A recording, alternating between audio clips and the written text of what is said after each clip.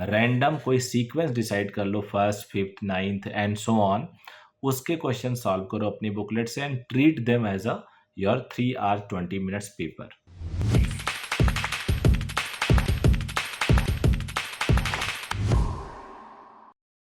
मैंने कहा था 23 डेज जो अभी बचे हैं, किसी दिन 24 बचे थे, अभी जब मैंने स्टार्ट किया था तो 100 दिन बचे थे। इस तरह से ये बात जो मैंने बोली थी, एक दिन एग्जाम भी होगा, एक दिन रिजल्ट भी आएगा और आपको अपनी हकीकत से रूबरू होना पड़ेगा। आपको अपनी हकीकत के सामने आना पड़ेगा।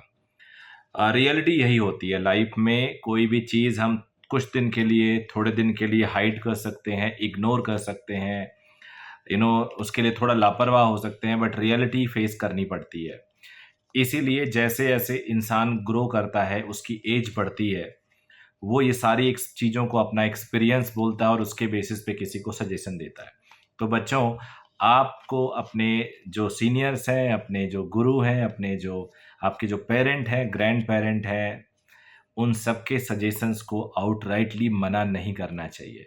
आप बहुत ब्रिलियंट हो सकते हो, ज्ञानी हो सकते हो, लेकिन याद रखना, एक्सपीरियंस तो वो चीज़ें बीतने के बाद, यानी बिताने के बाद, जीने के बाद उस समय को ही आती है। एक्सपीरियंस पढ़ के बाकी चीज़ों से कुछ कुछ चीज़ें ऑब्जर्व किया जा सकता है, लॉजिकल तरीके से सोचा जा सकता है, बट एक्सपीरियंस का एक अपना वैल्यू होता है। और सारे एक्सपीरियंस लोग बोलते हैं कि समय को गंवाएंगे नहीं। अगर हम समय को गंवाएंगे तो समय हमें पनिश करता है। इसलिए मैं आप सबको बोल रहा हूँ कि अभी भी 23 डेज है। 12 तारीख को आज वीडियो रिकॉर्ड कर रहा हूँ, आज 12 को ये पब्लिश भी होगा। 19 दिन इस महीने में, 4 दिन अगले महीने में, 23 डेज। अभी भी समय है। अगर आप रोज मेहनत करना स्टार्ट कर दो, सीख लो, तो आपको इसका फ़ायदा मिलेगा, इसका बेनिफिट मिलेगा। विश्वास करिए, इसका बेनिफिट आपको मिलने वाला है। You cannot ignore, you cannot think कि आप अगर इस चीज़ को ऐसे जाने दें, जैसे चल रहा है वैसे जाने दें, तो आपको इसका बुराई मिलेगा, इसका नुकसान होगा। लेकिन अगर, या आप नहीं कर सकते ऐसा बिकॉज आप सीरियस एस्पिरेंट हो, ऐसा मेरा बिलीव है। अभी अगले 23 दिन तक की जो आपकी स्ट्रैटेजी होनी चाहिए वो ऐसी होनी चाहिए कि हर दिन एक टेस्ट लिखा जाए। हर दिन या तो 2 टेस्ट लिखा जाए, जितना ज़्यादा लिख पाओ। टेस्ट नहीं है तो PYQs को आप सॉल्व करो, PYQ को आप तैयार करो। PYQ भी आपके बहुत हेल्पफुल होते हैं, और अगर आपने उसको रट लिया है तो कोई भी मॉड्यूल उठाओ, उस मॉड्यूल के क्वेश्चन सॉल्व करो, because they are also very good. चाहे किसी भी कोचिंग से आप हो, लोकल कोचिंग है, नेशनल कोचिंग है, ऑनलाइन कोचिंग है, स्टडी मटेरियल अगर आपके पास है, क्योंकि स्टडी मटेरियल पे जनरली कोचिंग वाले ठीक ठाक और अच्छा एक स्टैंडर्ड सा सीक्वेंस, स्टैंडर्ड सा क्वेश्चन जरूर देते हैं। जितना एटलीस्ट मिनिमम प्री रिक्विजिट होता है वो, उतना कम से कम हमें चाहिए ही चाहिए होता है।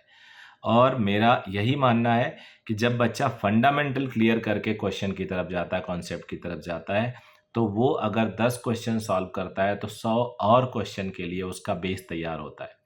आप ये मत सोचो कि आप 10 क्वेश्चन सॉल्व किए तो 10 की प्रैक्टिस हुई, नहीं, आपने 100 की प्रैक्टिस की। लेकिन अगर प्योर न्यूमेरिकल पे जाओगे, फार्मूला रट के, तो वो 10 करोगे तो 10 के ही बराबर होगा, 11वां एक नया होगा आपके लिए।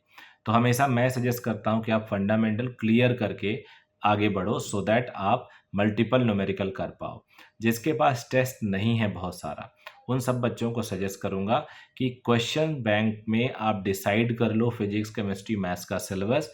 रैंडम कोई सीक्वेंस डिसाइड कर लो, first, fifth, ninth and so on. उसके क्वेश्चन सॉल्व करो अपनी बुकलेट से and treat them as a your 3 hour 20 minutes paper. Believe me, इससे भी आपको फ़र्क पड़ने वाला है। क्या हो, जब आपके पास टेस्ट ना हो तब के लिए है ये।